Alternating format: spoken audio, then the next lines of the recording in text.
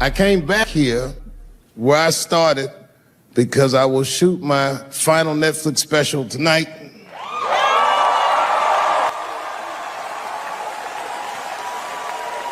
That's right. And after this shit, it's time to make America wait again. I've done too well. You know, if you black in show business and do too well, it's scary, nigga. Like, you gotta get the fuck out of the casino while the getting's good, while you're still winning. If you don't walk away from the table, that's how niggas get Kevin Harted. You already know. That's my man. I'm just saying, if he got a sex tape out, well, it's just a matter of time for me.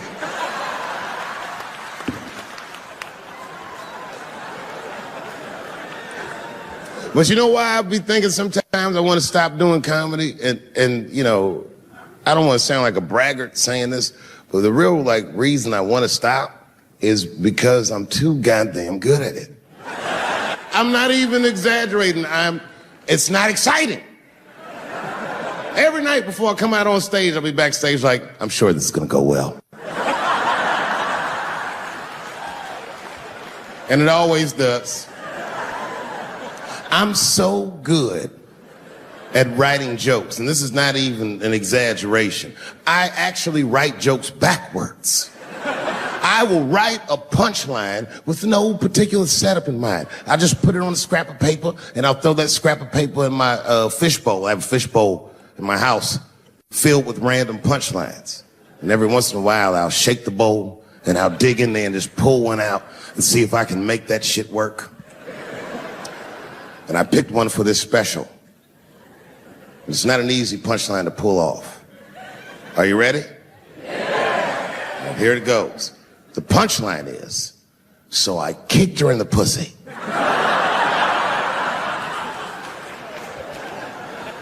haven't finished the joke yet.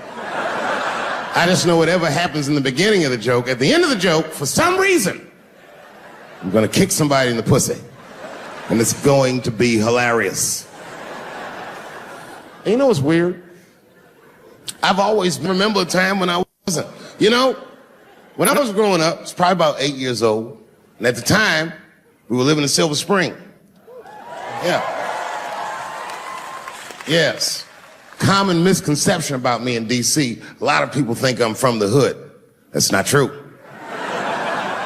But I never bothered to correct anybody because I wanted the streets to embrace me. As a matter of fact, I kept it up as a ruse. Like sometimes I'll hang out with rappers like Nas and them, and these motherfuckers will start talking about the projects. Yo, it was wild in the PJs, yo. And I'll be like, word, nigga, word. But I don't know. I have no idea. My parents did just well enough so that I could grow up poor around white people.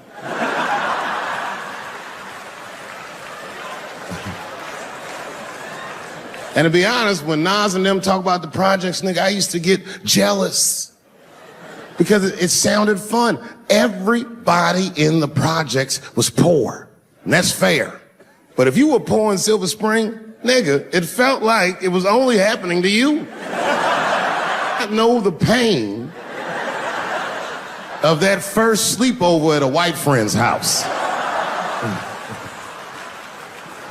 And you come back home on Sunday and just look at your parents like, y'all need to step your game up. Everything at Timmy's house works. Remember the first time you saw that? In a cold winter, and you'd be at a white friend's house and see the motherfuckers in their living room without their coats on?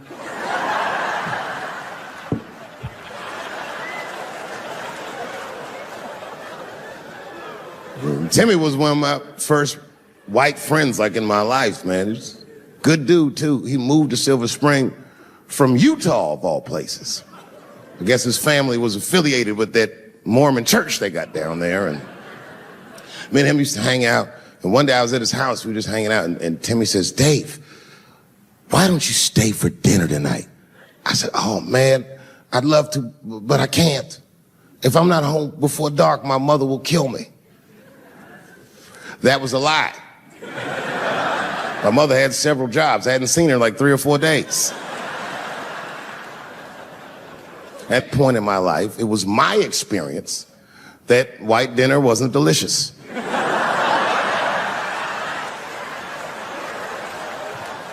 I'd rather go home and fry some bologna or some shit like that.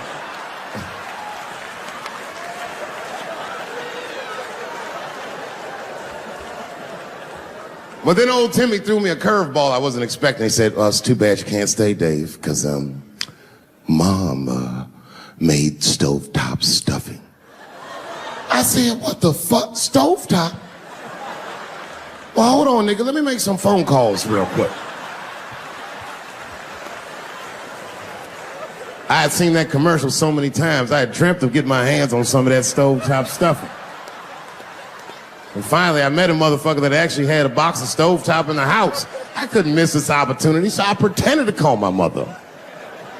And then I came back and I said, Timmy, you're not gonna believe this great news. Mom said I can stay. And he said, fantastic. He said, why don't you come with me and we'll help set the table and then we can say the blessing. I had no interest in setting this motherfucker's table or saying these crazy ass Mormon prayers. I just wanted that goddamn stuffing. My hands first. My plan was simple. Wash my hands slowly, and by the time I'm done, the table will be set, the blessing will be said, and all that there will be left to do is eat. Went to the bathroom. I washed my hands very slowly. I must have been in there for about 10 minutes. And suddenly, one of his mothers came to the door.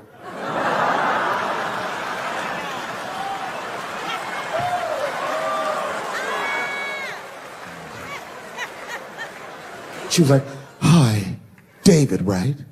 I said, yes, ma'am. She said, Timmy tells me that you're planning on staying for dinner. I said, I hope that's not a problem, ma'am. She says, no, it's no problem. In fact, we'd love to have you. It's just that we weren't expecting company. And I'm afraid there's not enough stovetop stuffing for everybody. So I kicked her in the pussy.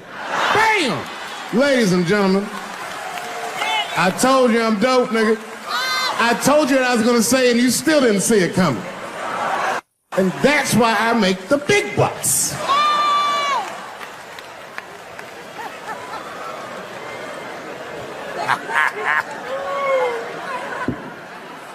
Oh my God.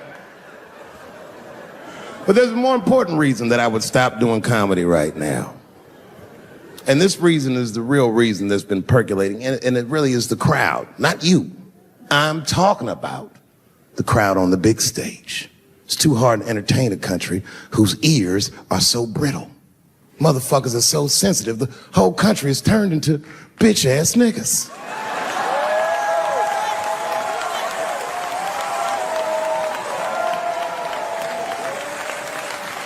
Everything you say upsets somebody.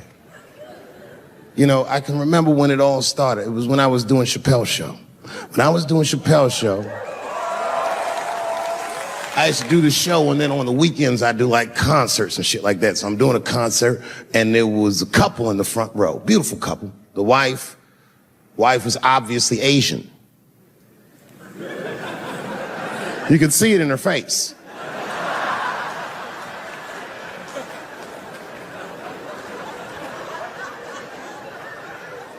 The husband, this motherfucker was mysterious, to say the least.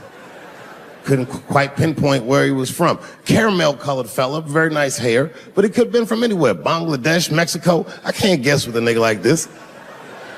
All I knew for sure about this guy is that his wife was a bitch. I could see that in her face, too.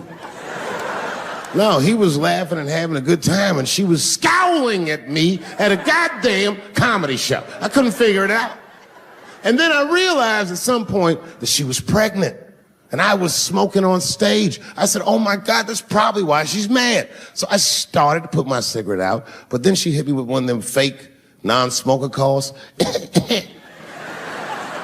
So I just kept smoking. I thought to myself, bitch, that babe will be fine, relax. And I tried to break the tension. I just asked her, that's all I said. I go, hey, where are you guys from anyway? And I could tell that she was on to me. She goes, very condescendingly, she says, I'm from California. If you're asking my ethnicity, I am Chinese. He was like, I'm Mexican, bro. I said, well, I'm sorry if I offended you by asking, but you're a very beautiful couple. And miss, there's no question that you're gonna give birth to the hardest working baby this world has ever seen.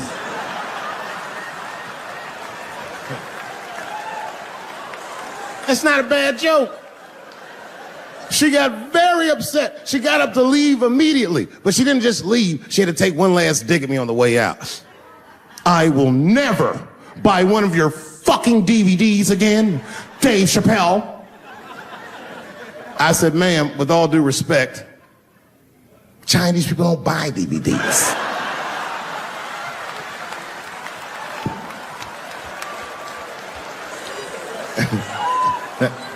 And the crowd went crazy. We were all laughing, having a good time. I didn't even think anything of it. And then just 3 days later, this lady sends a fucking letter to my promoter telling him not to book me for shows anymore because I was, quote, racist, and I'm quoting her, insensitive to the nature of my interracial marriage. I was like, word, bitch, I was.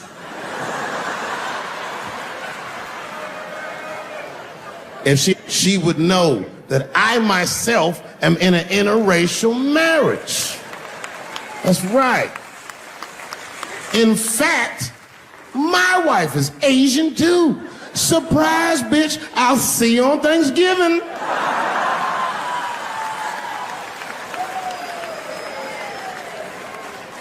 But my wife's not Chinese.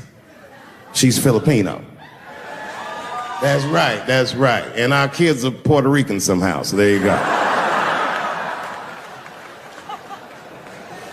But I don't give a fuck about interracial marriage. In fact, you know what? My mother is half white. A lot of people don't know that. Well, all right, you were a little too excited, but okay.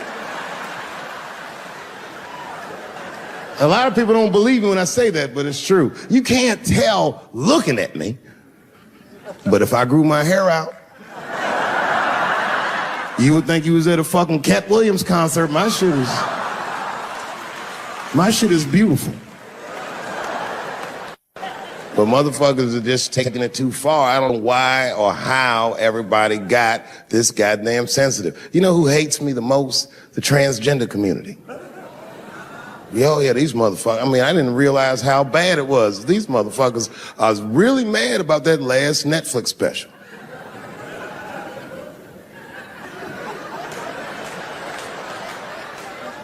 It's tough, man. I don't know what to do about it because I like them.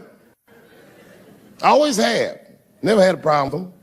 You know, just fucking around.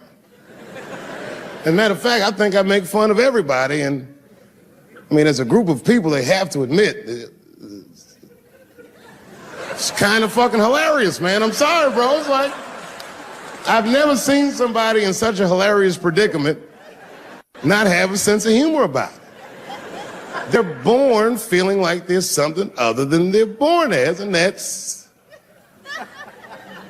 kind of funny, you know? I mean, it's funny if it's not happening to you. It's like that white black bitch that's in the news all the time. Rachel Dolezal.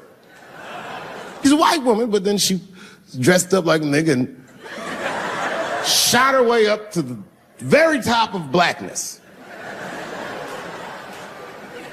And I always wanted to meet her just so I could understand.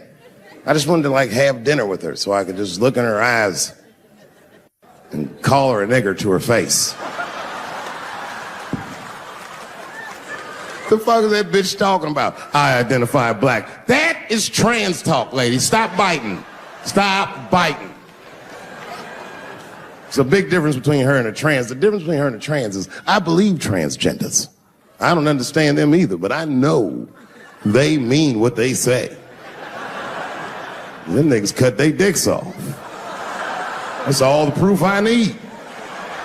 I've never seen somebody just throw their dick away. Don't need it.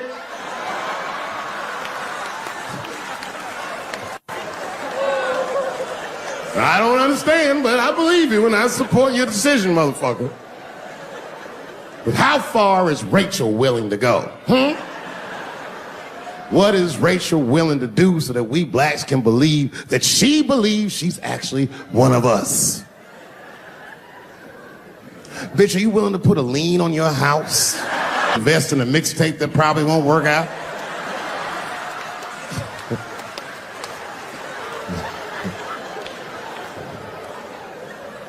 She didn't even change her name. Didn't even change her name. Her name is Rachel. I can't believe in that name. If you want my support, you're gonna have to change your name to the blackest shit I've ever heard. Bitch, you're gonna have to change your name to Draymond Green. I don't know a blacker name than that. That shit is black on paper. If you type Draymond Green into Airbnb, that shit will log off automatically.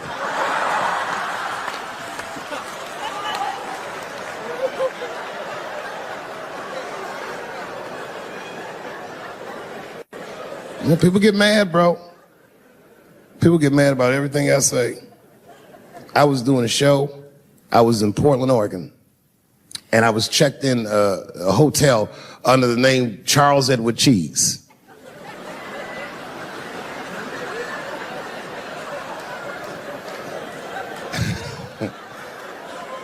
I came back and there was a note. It was like a letter on my desk. It was addressed to Mr. Cheese. So obviously I'm going to assume that whoever wrote this letter must be an intimate friend of mine. This is not some kind of name that a person would just guess. But then I open the letter and it turns out I don't know this person at all. It's a fan letter. You know, I'm not even used to the idea that I have fans, but I'm grateful for it. And even though I'm grateful for fans, I don't read those letters. It'd be nice if I did, but realistically, it's like, what am I, Santa Claus, nigga? I don't have time for this. Like, got shit I want to do. I'm trying to chill. Read all these dreams and wishes from strangers. But I read it. I'd already opened it. So I just read the whole letter. And you know what, man? Whoever wrote this letter truly loves me. I mean, they were really fucking nice in the letter. And then they described to me what it was like to come to the show, how excited they were, how much fun they were having. And then they said that when I got to my jokes about transgenders, that they were, quote, devastated. Because it turns out that whoever wrote the letter was transgender. Now, I'm going to be real for a second. You got to understand, I never feel bad about anything I say up here.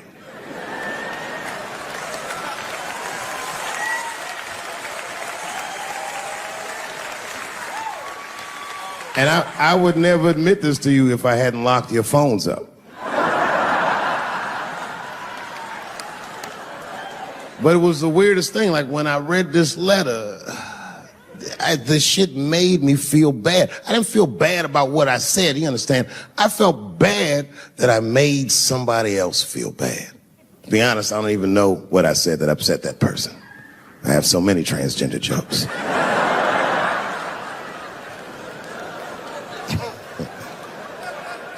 But I feel like it was probably this joke I'm about to tell you right now. And it's not even that bad of a joke. It's a true joke. I mean, it's not true, but I had read in the paper that Caitlyn Jenner was contemplating posing nude in an upcoming issue of Sports Illustrated. And I know it's not politically correct to say these things, so I just figured, fuck it, I'll say it for everybody else. Yuck. Oh, sometimes I just want to read some stats. I don't know why you're gonna cram some man pussy in the middle of the sports page like this. I just didn't think that was the place for it. But I wasn't saying anything like Caitlyn Jenner's a bad person. I'm not mad at her for doing it. Not even mad at Sports Illustrated. If I'm mad at somebody, I'm probably just mad at myself. You understand? Because deep down, I know that I am not strong enough to not look at those pictures.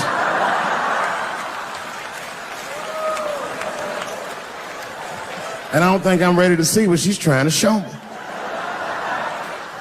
So Caitlyn, goddamn it, if you go through with this thing, bitch, you better go hard or go home. I want you to go all the way. Hustler style. Do you know what hustler style means, miss? That means spread the lips.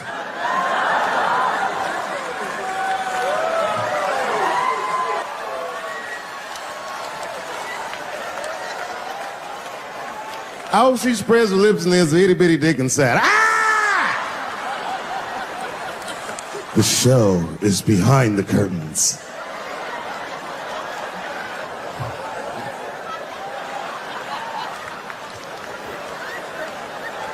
I don't know what I said that upset that person. But I'm gonna tell you something. When I read that letter, and the moments after I read it, I did something that many black men in America do not have the time or the money to do. I thought about how I felt.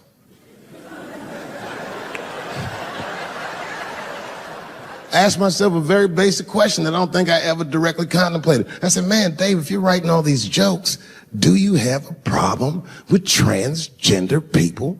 And the answer is absolutely not. The fuck do you guys think I am? I don't understand all the choices that people make.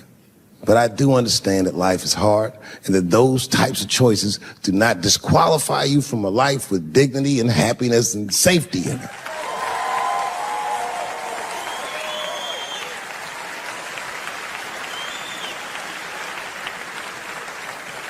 But if I'm honest,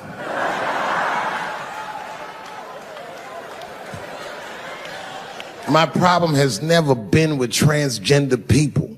My problem is transgender people. I just feel like these things should not be discussed in front of the blacks.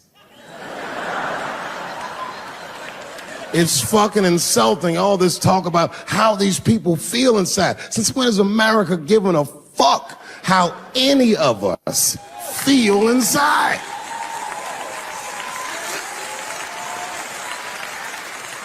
And I cannot shake this awful suspicion that the only reason everybody is talking about transgenders is because white men want to do it. That's right. I just said that.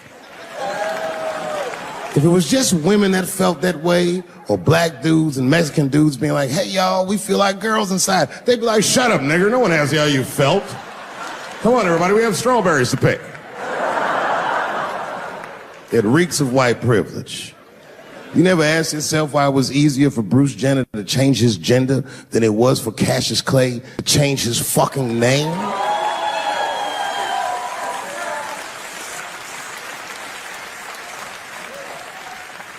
And if I were to be brutally honest, the only reason I ever been mad at the transgender community is because I was at these niggas for 6 songs straight. I had no idea. And then the lights came up and I saw them knuckles. I said, oh no! And everybody was laughing at me. Hi, world star. I said, why didn't you say anything? And then I heard that sultry voice. I didn't say anything, Dave Chappelle, because I was having a wonderful time. And I wasn't sure how you'd feel about it. I said, you knew how I'd feel. And she said, I'm going home. I don't want any trouble from you. I said, home? It's only 2 songs left. I mean, we might as well finish tonight. And we ended up having breakfast together. Oh, grow up. That doesn't make me gay. I just titty fucked her. His titties are as real as any titties in LA. It's 2 o'clock in the morning. I was just borrowing a little friction from a stranger. Whoops.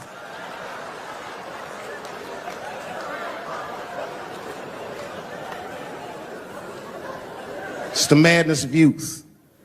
It's the types of mistakes that a man makes when he's young. I wouldn't even know that it's necessarily a mistake. It was a wild night out. But I don't do it like that anymore. I'm old. I'm 44 now. Hey. It's the first time in my life I've ever started to physically feel my age. It's tough, man.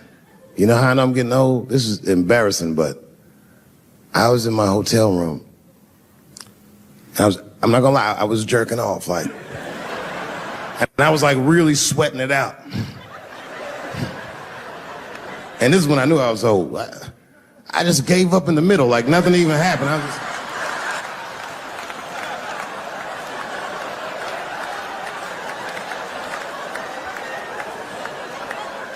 I don't like looking at my dick anymore. My dick looks distinguished.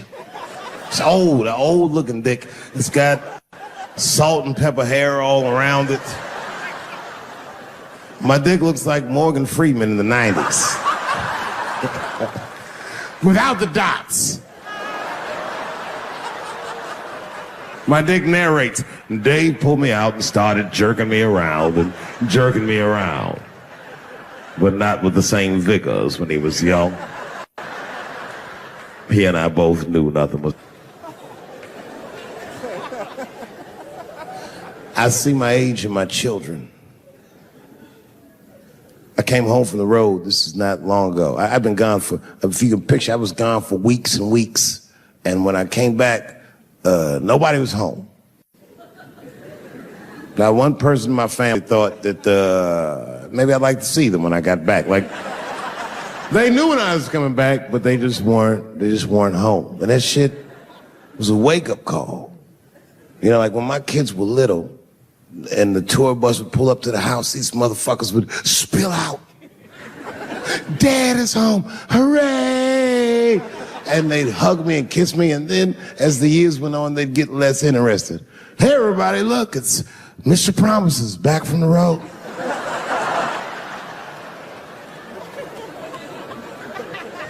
But an empty house, that's some cold shit.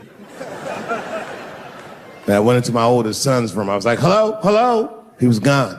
And I'd never done this to him before, but for some reason I just did it. I just looked through his shit. Just to see who this motherfucker was becoming. And I found these notebooks and I started going through them. Written as his handwriting. I didn't even know this nigga wrote poems. And then I looked through his drawers and I opened up his middle drawer. And I found this rolling paper. And I looked down at them papers oh, that's where that poetry's coming from.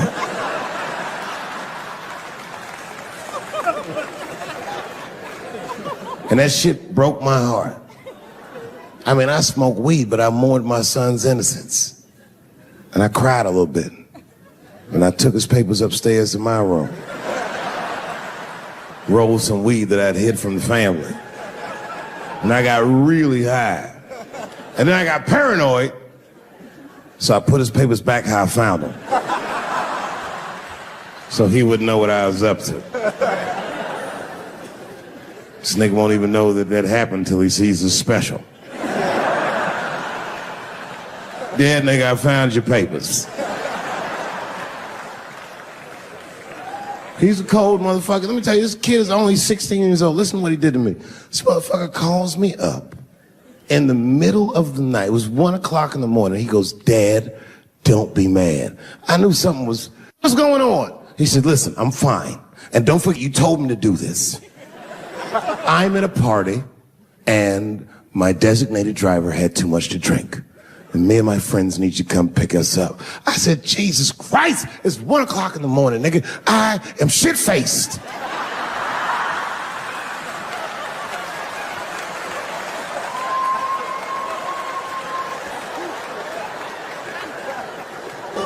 But I figured, fuck it, it's better me than some kid. I might as well roll the dice and go pick my nigga up. I said, all right, I'm coming to get you. Just give me the address and I'll be right there. And then he gave me the address and I was shocked. I said, son, you are not gonna believe this, but I'm at the same party, nigga.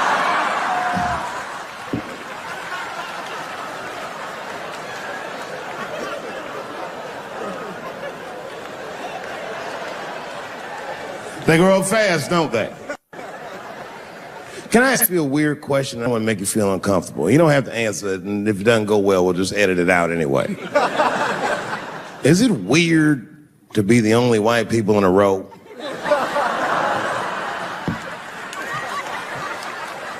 Is it weird? I mean, to be honest, does it feel strange? Are you worried at all? Give me your money, motherfucker. I'm just fucking around. I was gonna say. This guy got ice in his veins. He didn't even buckle. You know, like many black men my age, the first time I voted was 8 years ago. Right. I saw Obama on TV and said, oh, I'm voting for this nigga. I remember the day I voted for Obama. I voted in Ohio, and my vote matters in Ohio. Ohio is a battleground state. But when I pulled up to the polls, all the soldiers were in line. There were so many black people in that goddamn line, I didn't even know it was a polls. I thought it was a check cashing place.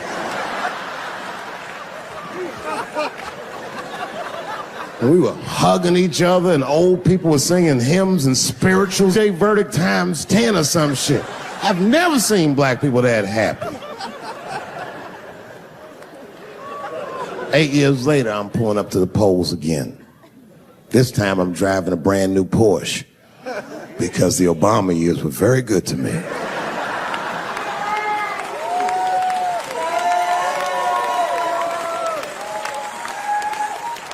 I was early voting, and when I parked my car, I figured out something that it would take the rest of the country another week to figure out. I understood that Donald Trump was going to be our next president because in Ohio, unlike D.C., you could see the results in the parking lot. Saw these goddamn pickup trucks and tractors and shit.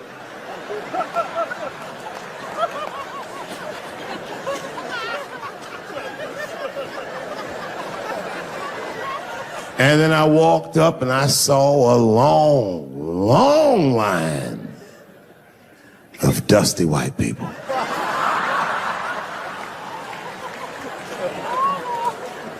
Yes, ladies and gentlemen, these were the poor whites. And I must tell you, I've never had a problem with white people ever in my life. But full disclosure, we've gotten a lot of trouble out of them. And I've never seen so many of them up close. I looked them right in their coal-smeared faces. And to my surprise, you know what I didn't see? I didn't see one deplorable face in that group. I saw some angry faces and some determined faces, but they felt like decent folk. No, they did. In fact, I'm not even lying, and I didn't sound fucked up, but I felt sorry for them. I know the game now. I know that rich white people call poor white people trash. And the only reason I know that is because I made so much money last year, the rich whites told me they say it at a cocktail party.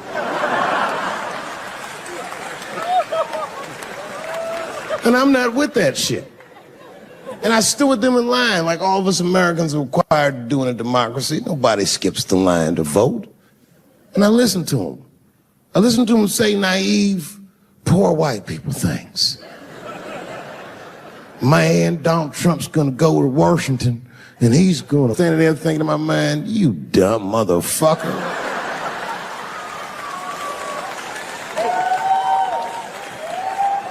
You are poor. He's fighting for me.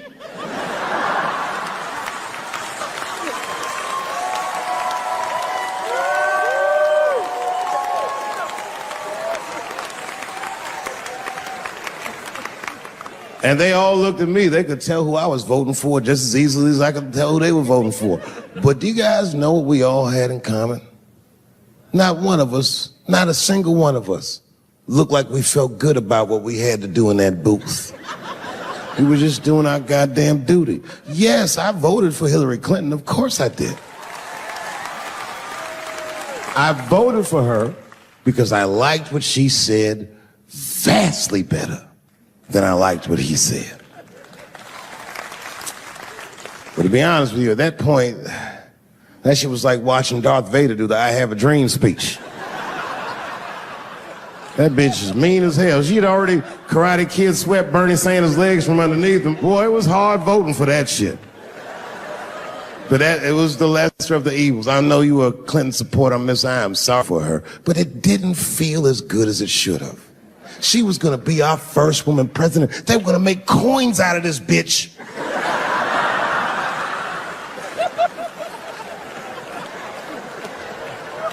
And somehow she just missed the dunk. Of course she should have beat him. Of course she should have beat him. You know what voting for her felt like? It was bittersweet. It felt like I was lucky enough to eat Halle Berry's pussy.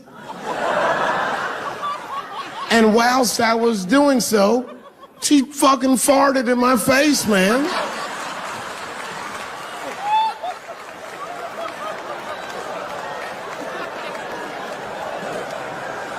And you understand, I'd still do it. But boy, I wish she didn't fart in this great nation's face.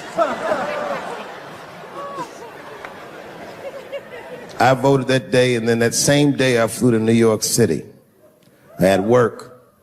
That night I was in a comedy club in New York, and I said to an audience almost exactly what I just said to you. And I didn't know that there was a journalist in the room. And this journalist wrote an article. The headline of the article said, Dave Chappelle is an avid. Yeah, I had no idea the paper said that. And you know how I found out? My wife called me from Ohio the next morning in a goddamn panic. David, what the fuck is going on in New York? I said, I'm being good, but what have you heard?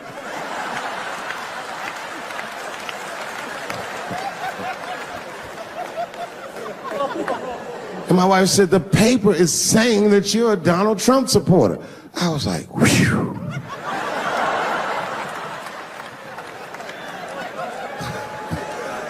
I said, don't worry about that shit, baby. Nobody in their right mind would believe that. And she said, no, David, people believe it. And then she started reading the comments to me. Oh, they were terrible. All these black people calling me all kinds of Uncle Toms and shit. I should tell you, buddy, this is a very serious allegation from one black to another. I was incensed. Uncle Tom? How am I Uncle Tom, nigga? You the one that reads The Observer? Anyway, all this shit goes down around, and now Trump is the president, and I'm hosting Saturday Night Live.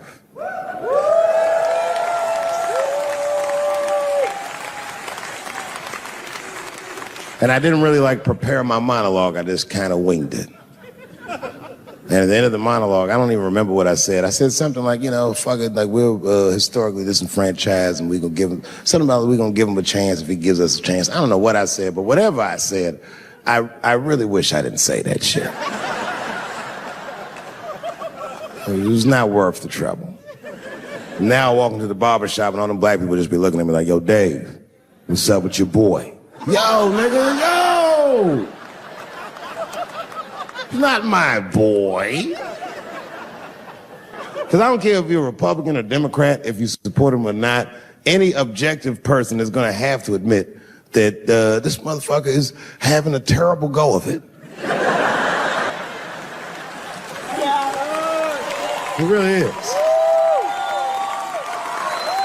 We've had presidents before that have done bad jobs, but this shit is worse than a bad job. It's scary to watch. Holy shit, it's like seeing a crack pipe in your Uber driver's passenger seat. The fuck is with this guy? Yo, he is lunching, nigga. I watched Donald Trump in a press conference, and this motherfucker had all the media gathered, and this nigga literally asked the media to their face to stop finding shit out. I was like, yo, this motherfucker is bugging. And then, I'm not even making this up, his lips started sweating. His lips. Have you ever seen a motherfucker's lip sweat? What the fuck is wrong with this nigga's lips? It's like if you're on a plane, right? You ever been on a plane? I get scared to fly. I do it all the time. I be scared on there. And sometimes the plane will hit turbulence. And then I get nervous. But I always look at the flight attendant, and she looks calm, and it makes me feel calm. But if that bitch's lips were sweating, it's terrifying. Like, yo, nigga, why are your lips sweating? What do you know? And then, I'm not even making this shit up. This motherfucker grabbed the podium. He goes, you don't know how scary the things I read in my briefings are. What's that, bro? That's bad leadership. Even as a parent, you think I'm gonna sit my kids down? Hey, little man, come here real quick. I just wanna holler at you for a second. Yo, I'm 3 months behind on the rent, nigga, and I am worried. Very worried. Go to school and have a productive day, nigga. I was just thinking out loud, getting some shit off my chest. Like, what the fuck are you doing, bro? This is bad, man. Jesus Christ. All this motherfucker's ideas sound like high people ideas. Like, he doesn't think these things through before he tells us. He just tells us what he's thinking as soon as it occurs to him. This shit sounds nuts. I'm gonna go to China, and I'm gonna get those jobs from China and bring them back here to America. For what, nigga? So iPhones can be $9,000? Leave that job in China where it belongs. None of us want to work that hard. What the fuck is he thinking? Because I don't want to make them shits. What the fuck are you doing? Stop trying to give us Chinese jobs. I am going to bring back coal. Coal? I'm not even exaggerating. I have never in my life even seen a fucking lump of coal. I honestly don't even know what coal is for. If you're gonna have motherfuckers digging around in the dirt looking for shit, find me some truffles, nigga. That's what I'm about. And these truffle prices are getting out of control. If it gets any worse, I'm gonna be back down to regular butter like everybody else. Terrible, terrible job.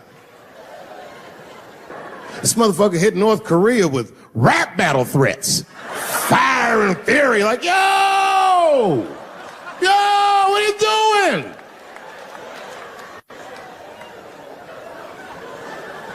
It's fucking Korea, man. Kim Jong-un is a scary motherfucker. He might be as crazy as Trump. Some scary shit. And if you one of them naive motherfuckers that thinks that a war with Korea is gonna be easy, then you don't play Call of Duty at 3 a.m. like I do. Because that's when the Koreans play. Fucking 8-year-old Korean kid took out my whole goddamn platoon last night.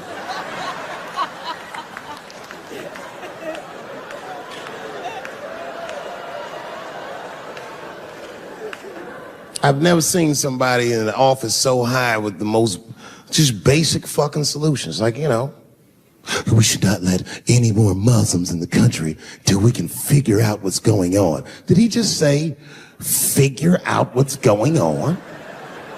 Who doesn't know how to do basic math? Let's count it out, okay? There's been 17 mass shootings in the United States. 4 of them were done by Muslims. None of those 4 Muslims were from any of the 7 countries in your stupid ass original band.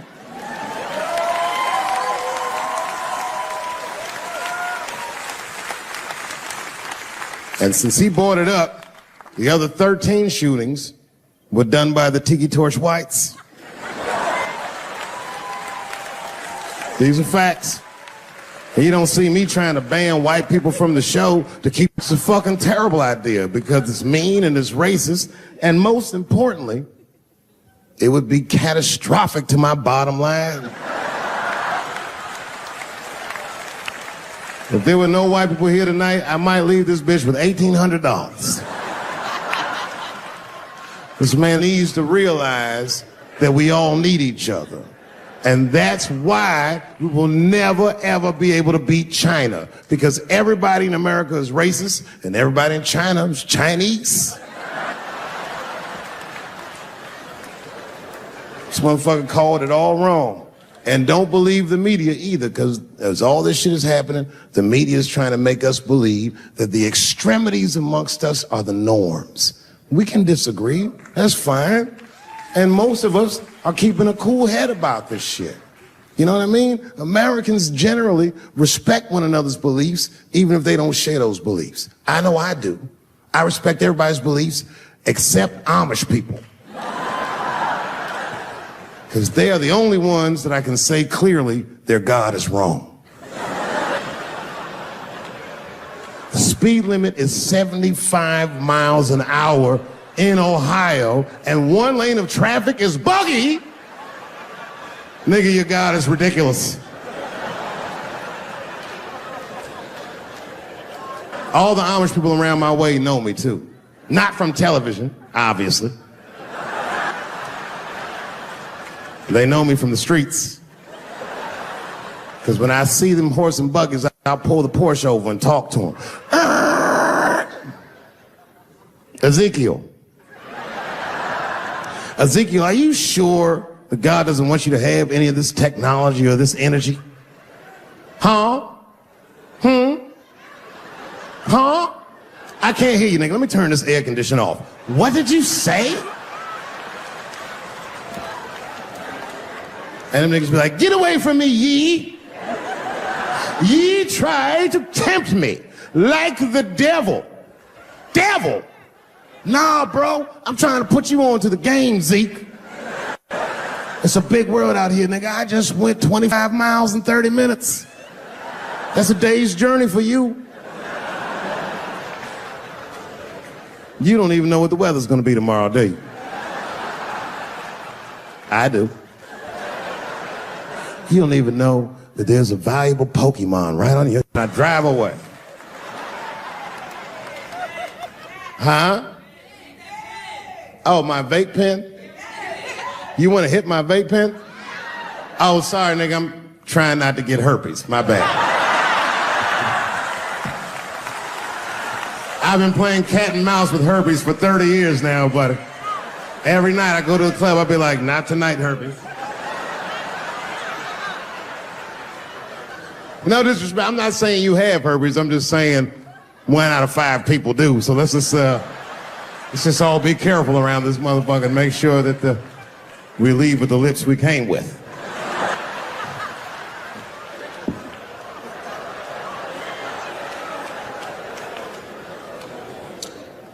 Sometimes I think that the media is hard on Trump. Because I'll see shit that they get on him about that doesn't seem bad to me. I mean, a nigga got on Trump about not staying in the White House enough. Who gives a fuck? This motherfucker was rich. Used to shit in a gold toilet. It's true. I don't know if you've ever been to the White House. It looks like a very nice place to work, but I wouldn't want to live in that Scooby-Doo ass house either. That shit's terrifying looking. Imagine you trying to jerk off.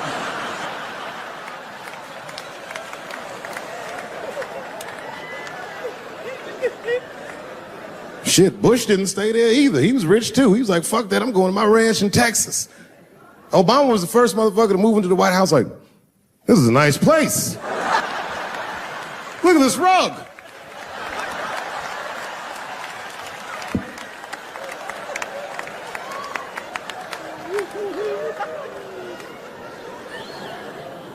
The media got on him about putting Jared Kushner in his cabinet, and I didn't think that that was the worst thing he'd done. I mean, it was still early, and I mean, it's not unprecedented. Kennedy had his brother as the attorney general, right? And this motherfucker's a Washington outsider. To be honest with you, I'd probably do the same thing.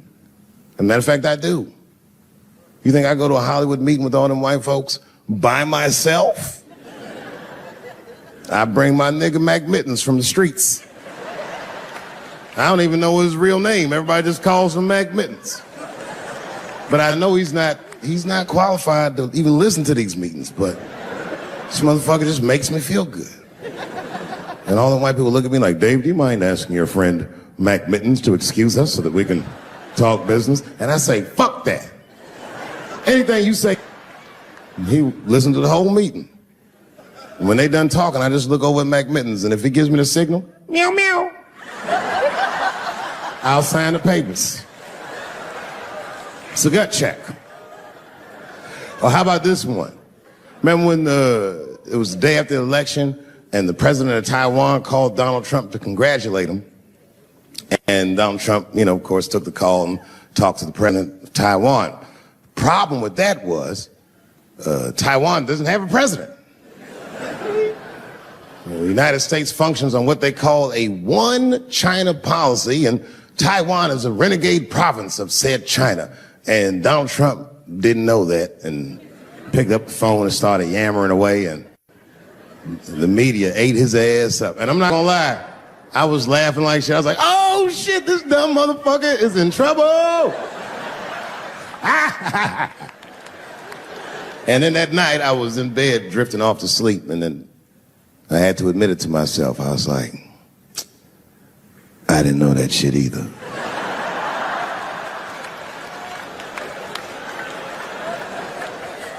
And then I realized the media got the story wrong. The story wasn't that Donald Trump took the call. Nobody told Donald Trump not to take the call. That's terrifying. God damn, nigga, you don't have a Mac Mittens on your team? It wasn't like they were calling the White House. They were calling the switchboard at Trump Towers, and they were getting through. Anybody. Mr. President, there's a Ricky Ticky Tabby on the phone for you? Yes, put him through. Hello, Ricky Ticky. Good to talk to you. Mr. President, there's a John Jacob Jingleheimer Smith on the phone. Oh, his name is my name, too. Put him through. Hello, John Jacob. Let's talk business. How many people in this room are not originally from the United States? My round of applause. Where are you from, bro? You right there. You're from Iraq? Ew. I was fucking around. How long have you been here in the country? 23 years. 23 years? Are you a citizen yet? You are? Congratulations, nigga. Congratulations. Well, welcome to this great land. I'm going to give you a history lesson, because I'm sure this wasn't on your entry exam. But every naturalized American has heard something about what I'm about to tell you.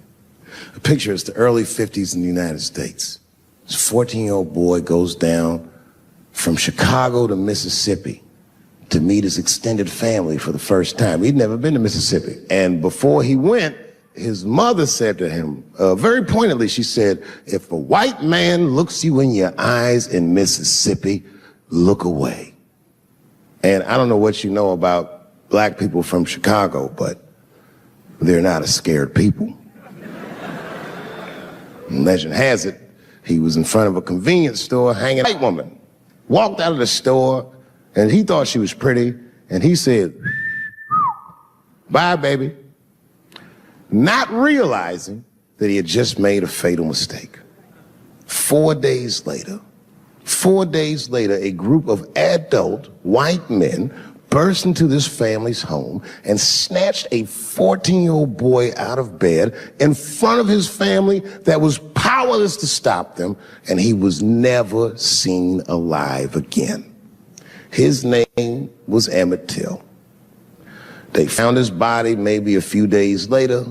It was in a creek, tied to a wheel so it would sink, horribly beaten and bloated. Hideous. And lucky for everybody in America, his mother was a fucking gangster.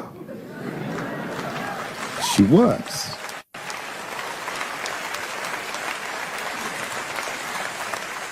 If you can imagine, in the very midst of a mother's worst nightmare, this woman had the foresight to think about everybody. She said, leave my son's casket open. She said, the world needs to see what they did to my baby. And every publication here in the United Times had this boy's horribly bloated body on its cover. And if our civil rights movement was a car, this boy's dead body was premium gas. This was a very definitive moment in American history where every thinking and feeling person was like, ugh, we got to do better than this. And they fought beautifully, and here we all are.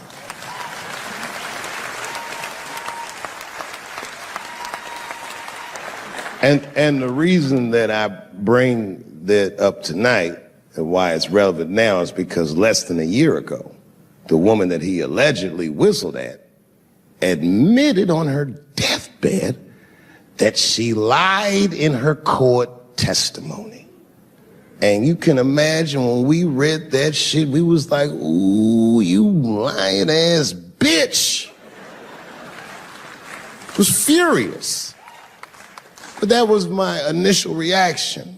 And initial reactions that we all learned as we get older are often wrong or more often incomplete.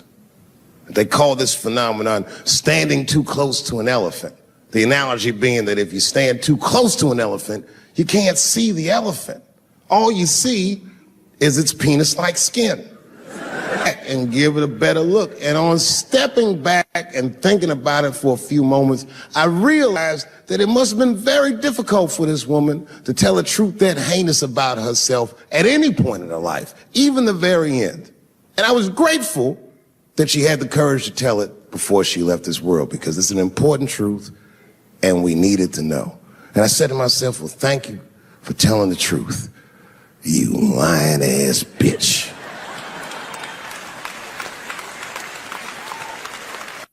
And then time goes on, and then after time, you can kind of see the whole elephant. And it's humbling, because you realize that this woman lied, and that lie caused the murder. But that murder set in motion a sequence of events that made my wonderful life possible, that made this very night possible. How could this be that this lie could make the world a better place? It's maddening. And that's how I feel about this president. I feel like this motherfucker might be the lie that saves us all. Because I have never felt more American than when, Jesus Christ, it's good. And when it happens, I can see everybody that's struggling. So if I'm on stage and I tell a joke that makes you want to beat up a transgender, then you're probably a piece of shit and don't come see me anymore. Or if you don't understand that when a football player takes a knee during the national anthem, he's actually standing up for me, then you might not want to fuck with me anymore. But I swear, no matter how bad it gets, you're my countrymen. And I know for a fact that I'm determined to work shit out with y'all. And if that woman that said that heinous lie was alive today, I would thank her for lying. And then I would kick her in the pussy. I don't deal with jails. Don't deal with jails, and I don't deal with police. My house got robbed in New York. I didn't even call the police. I wanted to, but I couldn't. My crib is too nice. It's not that it's too nice, but it's too nice for me. You know how the police are in New York. Soon as I open the door, they'll be like, oh, he's still here. Open and shut case, Johnson. Apparently, this black guy broke in and hung up pictures of his family everywhere. Never seen anything like it. Don't deal with them, man. I had to bail a friend of mine out of jail one time. You know, that was horrible. I was scared. I had to walk right into the belly of the beast. I tried to look as non-threatening as possible. I'm here to bail out my buddy. Oh, okay. Well, while you're here, you do fit a description. If you'll walk this way, we can process you. How they always get us. It's fitting those damn descriptions. Now, I could be bitter and blame all the police, but no. I'll tell you who I blame. It's those sketch artists. They keep drawing the same brother over and over again. Who is this generic man we all look like? I want to know what they say when it's us. You know what I mean? They'd be in that room like, did you get a look? Did you see the guy that tried to rob you? Yes. Yes, I did. He's about 6 feet tall, I'd say. 6 feet tall? Yes. He had his hat on backwards, too. Good. That's good stuff. Hat was on backwards. Yes. He was black? Okay. Big lips, big nose, hanging out. Say no more, sir. I'll draw him from memory.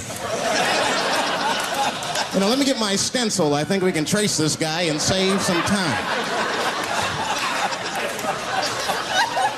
They get on the radio and calling all cars, calling all cars. Be on the lookout for a black male between 4'7" and 6'8". Between 120 and 380 pounds. He's wearing Nikes. Get this man! Criminals are insane. I don't even know why people do crime. They want to catch you, they're going to catch you. They can. They got forensics. You ever seen forensics? Those guys find clues nobody else thinks about looking for. I mean it. You leave a pubic hair anywhere near a crime scene, they're going to find that. What the hell is this? Back up!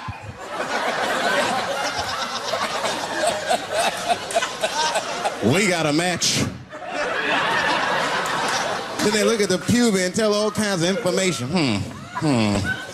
Looks like there was a struggle. Time of death 307. It's amazing. I saw him get a dude one time on court TV.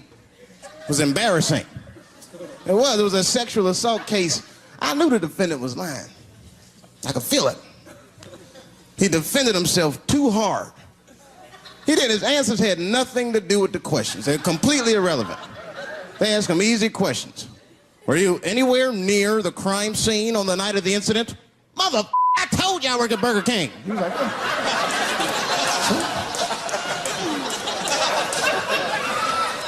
that went on for hours.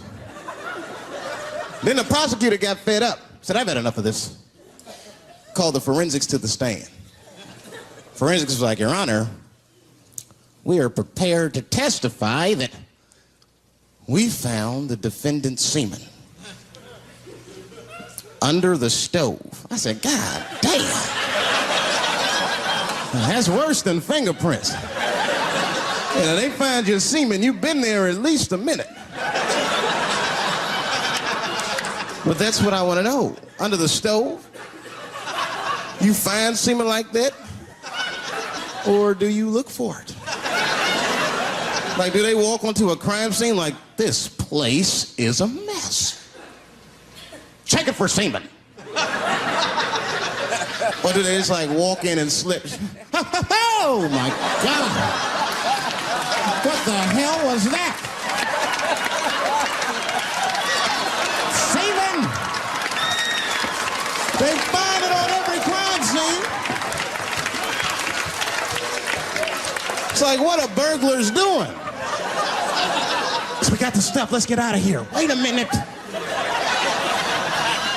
I want to leave my calling card. The semen bandit has struck again. I don't understand nothing anymore. I don't. I watched TV the other day. Now tell me, maybe it's just me. Maybe I'm crazy. Is it me? Is it me, or do commercials have nothing to do with the products anymore. You dig? I don't even know what a commercial is about until the end. Everyone's a surprise nowadays. You seen that commercial where the lady got the black eye? This lady come on TV with a black eye, she's crying. She's like, I smoke crack. And my husband beats me. And then a voice came on and said, got milk? I said, what the? It has nothing to do with milk. I'm not saying I'm a commercial expert, but I'll make a better milk commercial than that. Just make it nice and simple. I just do a close-up of a titty and put milk right underneath. If that doesn't sell milk, nothing will, boy. I'll tell you that right now.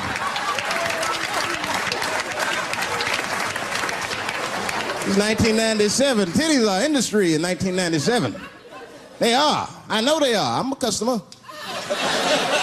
I went to a titty bar last week at 3 o'clock in the afternoon. Now that's bad. That is bad. Because it wasn't like I was out, said, let me swing by the titty bar. No. No, I left my house specifically to see some tits. Can't judge me, there's breast in there. It's just what men do. If a guy runs up to you on the street, it's like, hey, hey, don't go in that building. There are naked girls showing their breast. Be like a white dude in a horror movie. I better investigate.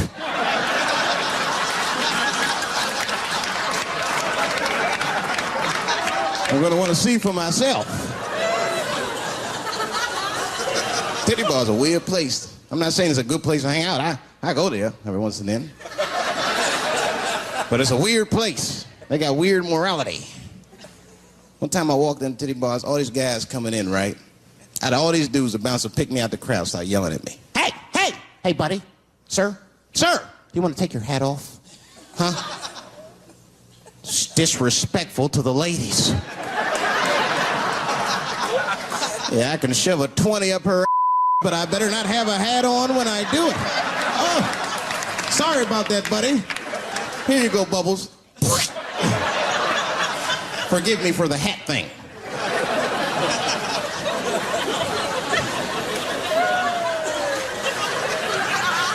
You know why those bars are so popular now? Is because men don't know how to deal with women in reality. So sometimes we gotta take the fantasy road. The reality of the situation is very grim. Women have made a lot of progress in a short period of time, man. It's changed everything. Can't deal in relationships anymore. I broke up with my girl. I'm out of Shawshank. I'm free. I don't want to go back. Couldn't even argue with her. You should be able to argue. If you have an issue in a relationship, you should be able to argue that issue out, right? But see, ladies, you got to stick to the issue. You guys take arguments everywhere just to win them. That's why nothing ever gets done. You be arguing about the dishes, baby. Baby, could you wash your dish at least before you put it in the sink? Premature ejaculator? Damn it.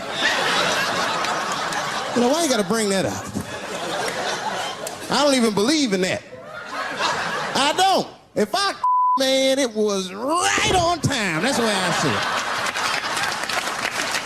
And as far as I'm concerned, I can't fast enough. You know, I'm sick of being vilified all the time. David, how could you? How could you? I was. What were you trying to do, huh? Well, I beat you. You gotta work on your time, baby. I'm down to a minute 20. Get mad at me because I have different goals in sex. I'm a speed. Just trying to hit my best time. It's like the Olympics. And now for the dismount.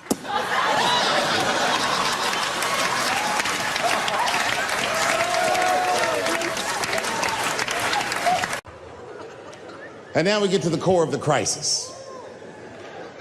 What is a woman? What is that in this day and time? Is there even such thing as a woman or a man or anything? Seems to be a question nowadays. Now listen, women get mad at me, gay people get mad at me, lesbians get mad at me, but I'm gonna tell you right now, and this is true, these transgenders, these niggas want me dead. I've gone too far, I've said too much. And I gotta tell you, I'm very worried about it. I'm not even joking. Every time I come out on stage, I be scared. I be looking around the crowd, searching for knuckles and Adam's apples to see where the threats might be coming from.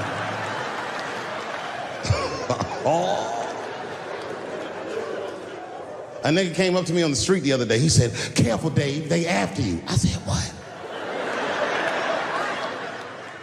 One they or many theys?"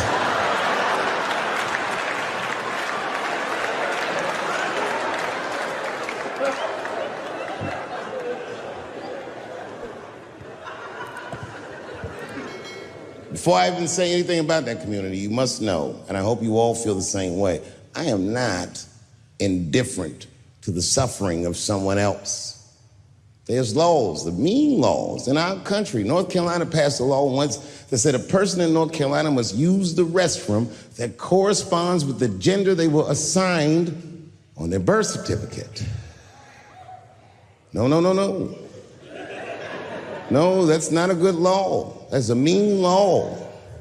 No American should have to present a birth certificate to take a shit at Walmart in Greensboro, North Carolina, where the baby shot and killed a motherfucker.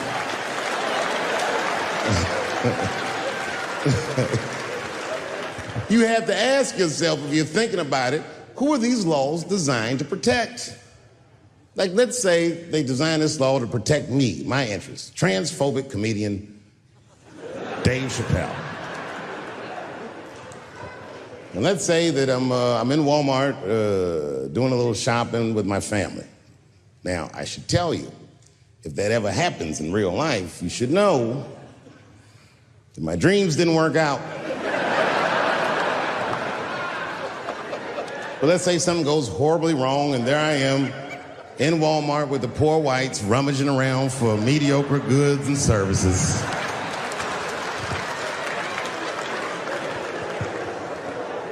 And then I gotta go to the restroom. So I excuse myself from my family. I go to the men's room. Now I'm standing at the urinal taking a leak. And this is what this law is gonna do. And suddenly, a woman walks into the men's room. I'm gonna be like, that's strange. And then she stands shoulder to shoulder with me at the urinal. I'm gonna be like, bitch, what's going on with you? And then she hikes her skirt up and pulls a real live, meaty dick out. And what do you think I'm gonna say? Thank God she's in here with me. At least now I know my family's safe. No, I'm not gonna feel that way at all. I'm gonna feel very uncomfortable. I would feel better if it was a man with a vagina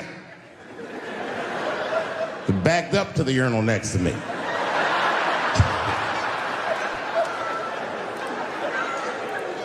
I wouldn't even think about that. I'd just be like, that's funny. This guy is peeing out of his butt for some reason. Oh my God, he must be a veteran. Thank you for your service.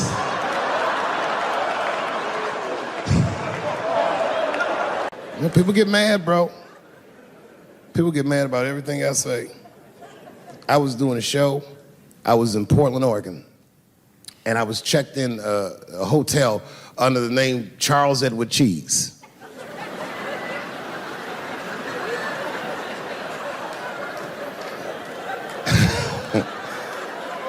I came back to my room late at night, and there was a note. It was like a letter on my desk. It was addressed to Mr. Cheese.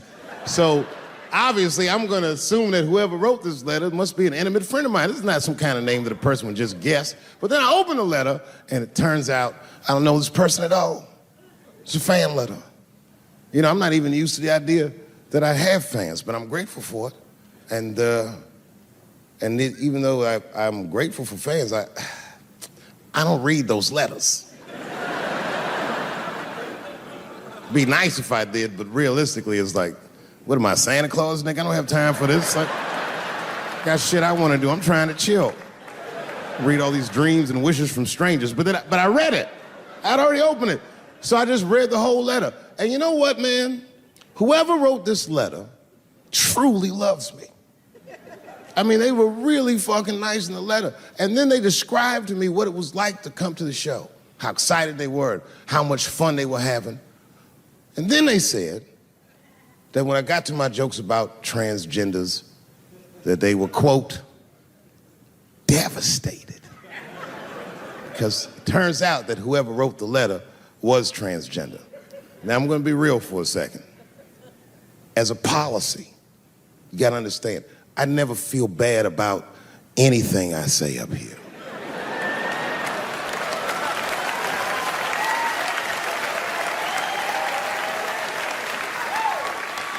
And I would never admit this to you if I hadn't locked your phones up.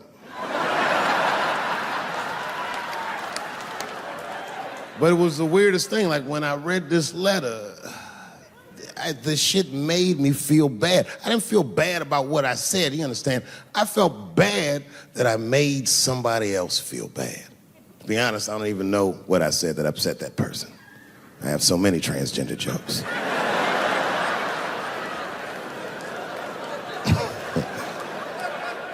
But I feel like it was probably this joke I'm about to tell you right now.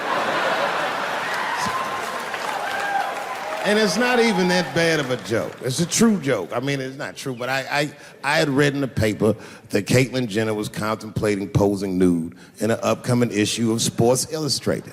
And I know it's not politically correct to say these things, so I just figured, fuck it, I'll say it for everybody else. Yuck.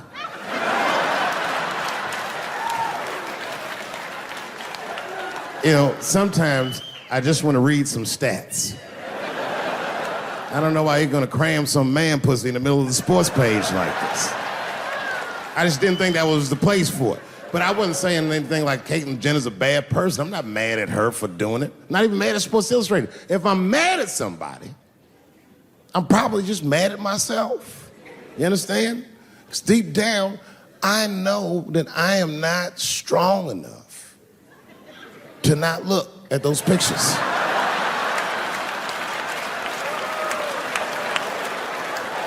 And I don't think I'm ready to see what she's trying to show me. So Caitlyn, goddamn it, if you go through with this thing, bitch, you better go hard or go home. I want you to go all the way. Hustler style. Do you know what hustler style means, miss? That means spread the lips.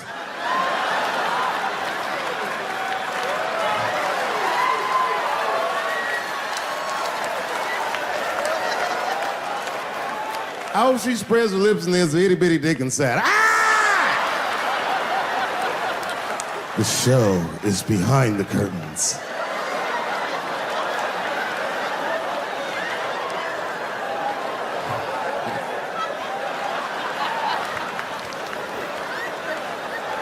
I don't know what I said that upset that person. But I'm gonna tell you something. When I read that letter, and the moments after I read it, I did something that many black men in America do not have the time or the money to do. I thought about how I felt.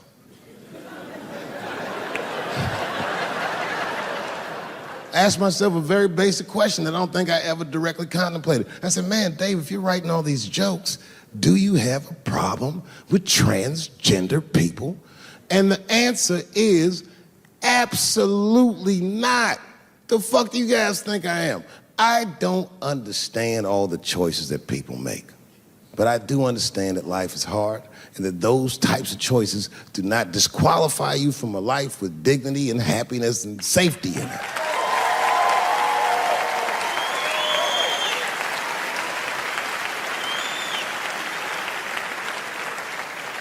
But if I'm honest,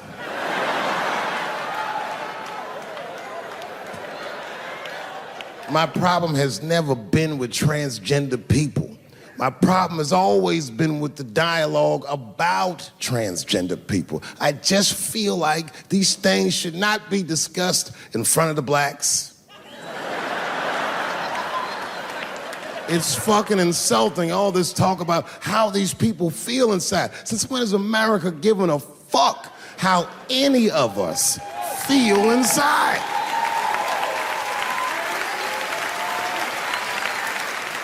And I cannot shake this awful suspicion that the only reason everybody is talking about transgenders is because white men want to do it. That's right. I just said that. If it was just women that felt that way, or black dudes and Mexican dudes being like, hey, y'all, we feel like girls inside, they'd be like, shut up, nigger, no one asked you how you felt. Come on, everybody, we have strawberries to pick. It reeks of white privilege. You never asked yourself why it was easier for Bruce Jenner to change his gender than it was for Cassius Clay to change his fucking name?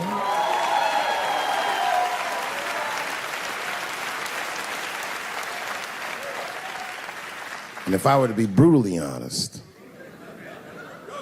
the only reason I ever been mad at the transgender community is because I was at a club in LA and danced with one of these niggas for 6 songs straight. I had no idea. And then the lights came up and I saw them knuckles. I said, oh no! And everybody was laughing at me, how world star. I said, why didn't you say anything? Then I heard that sultry voice. I didn't say anything, Dave Chappelle, because I was having a wonderful time. And I wasn't sure how you'd feel about it. I said, you knew how I'd feel. And she said, I'm going home. I don't want any trouble from you. I said, home? It's only 2 songs left. I mean, we might as well finish the night. And we ended up having breakfast together. Oh, grow up, that doesn't make me gay. I just titty fucked her. His titties are as real as any titties in LA. It's 2 o'clock in the morning, I was just borrowing a little friction from a stranger. Whoops!